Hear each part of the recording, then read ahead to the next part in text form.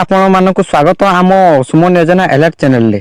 ରାଜ୍ୟ ସରକାରଙ୍କ ପକ୍ଷରୁ ଚାଲୁଥିବା ସୁଭଦ୍ରା ଯୋଜନା ସମ୍ବନ୍ଧରେ ଆସିଛି ଏକ ନୂତନ ବଡ଼ ଅପଡେଟ୍। ଘରେ ଘରେ ଯାଞ୍ଚ ଆରମ୍ଭ ହୋଇଥିବା ବେଳେ କିଛି ମହିଳାଙ୍କ ନାମ ତାଲିକାରୁ କଟାଯାଇପାରେ। ତେଣୁ ଆଜିର ଭିଡ଼ିଓରେ ଆମେ ଜାଣିବା କେଉଁମାନେ ଟଙ୍କା ପାଇବେ, କେଉଁମାନଙ୍କ ନାମ କଟିପାରେ ଏବଂ ପଞ୍ଚମ କିସ୍ତି କେବେ ଆସିବ। ଯଦି ଆପଣ ଏହି ଚ୍ୟାନେଲ ନୂଆ ତେବେ ନିଶ୍ଚିତ ଭାବେ ସବସ୍କ୍ରାଇବ୍ କରନ୍ତୁ ଏବଂ ବେଲ୍ ଆଇକନକୁ ଦବାନ୍ତୁ। ପ୍ରଥମେ ଜାଣି ରଖନ୍ତୁ, ସରକାରଙ୍କ ନୂତନ ନିୟମ ଅନୁସାରେ କିଛି ପରିବାରର ସୁଭଦ୍ରା ଯୋଜନାର ଲାଭ ବନ୍ଦ ହୋଇପାରେ।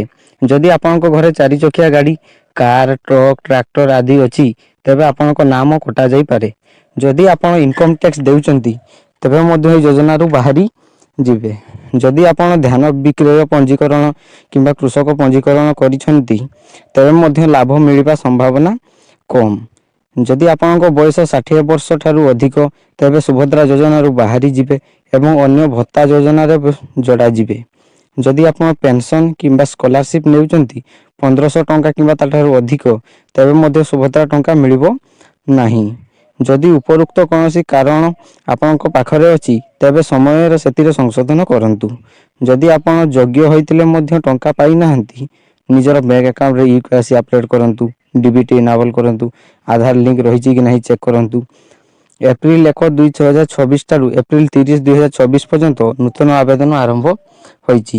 21 ବର୍ଷରୁ 60 ବର୍ଷ ମଧ୍ୟରେ ଥିବା ମହିଳାମାନେ ଆବେଦନ କରିପାରିବେ। ପୂର୍ବରୁ ଆପ୍ଲାଏ କରିଥିବା ଲୋକଙ୍କୁ ପୁଣି ଆପ୍ଲାଏ କରିବା ଦରକାର ନାହିଁ। କଲେଜ ଛାତ୍ରୀମାନେ ମଧ୍ୟ ଯୋଗ୍ୟ ହେଲେ ଆବେଦନ କରିପାରିବେ। ସରକାର ପକ୍ଷରୁ ବର୍ଷକୁ ମୋଟ 10,000 ଟଙ୍କା 2ଟି କିସ୍ତିରେ 5,000 ପ୍ଲସ୍ 5,000 ଦିଆଯାଉଛି। ଯେଉଁମାନେ ପୂର୍ବରୁ 4ଟି କିସ୍ତି ପାଇନାହାନ୍ତି, ସେମାନେ ପଞ୍ଚମ କିସ୍ତି ସହିତ ଟଙ୍କା ପାଇପାରନ୍ତି। ପଞ୍ଚମ କିସ୍ତି ଶୀଘ୍ର ଜାରି ହେବାକୁ ଯାଉଛି। ନିଜର ଆବେଦନ ସ୍ଥିତି ଅନଲାଇନରେ କେମିତି ଚେକ୍ କରିବେ? ଯଦି କୌଣସି ତ୍ରୁଟି ଥାଏ, ବ୍ୟାଙ୍କ, ଅଙ୍ଗନବାଡ଼ି ସେଣ୍ଟର କିମ୍ବା ଗ୍ରେଭିଏନ୍ସ ପୋର୍ଟାଲରେ ଅଭିଯୋଗ କରନ୍ତୁ। ଶେଷ କଥା, ଯଦି ଆପଣ ଯୋଗ୍ୟ ଅଟନ୍ତି, ତେବେ ନିଶ୍ଚିତ ଭାବେ ସୁଭଦ୍ରା ଯୋଜନାରେ ଲାଭ ପାଇପାରିବେ। ଭିଡ଼ିଓଟି ଭଲ ଲାଗିଲେ ଲାଇକ୍ କରନ୍ତୁ, ସହପାଠୀଙ୍କ ସହ ସେୟାର କରନ୍ତୁ, ଚ୍ୟାନେଲକୁ ସବସ୍କ୍ରାଇବ୍ କରନ୍ତୁ। ପୁଣି ଦେଖା ହେବ ନୂଆ ଭିଡ଼ିଓରେ। ଜୟ ଜଗନ୍ନାଥ।